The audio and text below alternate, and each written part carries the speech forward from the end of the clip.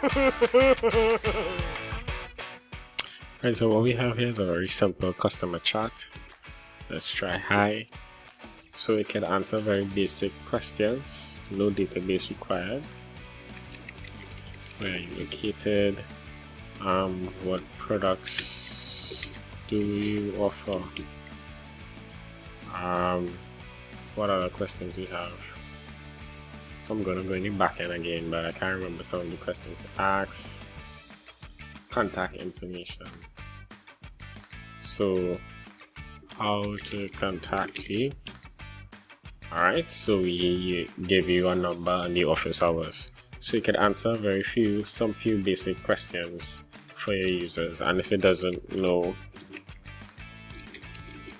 the question, it would say sorry, I don't understand the query. Alright, so if you look into the backend, the first thing we have is a list of responses, and we have keywords that we can match against, right? So hello is hi, hello, good morning, good night, etc.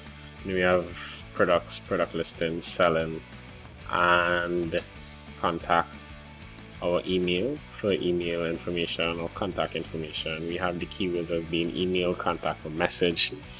And for address or location, we have location, map, find, located, building. Again, so this is not necessarily the best way to do it, but it's a very simple example of what you can use to build a simple customer chat.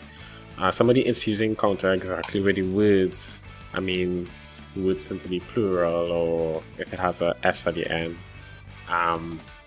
or if there's a different variation, right? So it's never as straightforward as it seems, but again, it's something to get you started. So basically we have a list of responses and keywords, and then what we do is we have a little function here that allows us to compare the words and check for matches, and based on the matches that we have, we kind of output back the highest match. So that's what our function is doing here.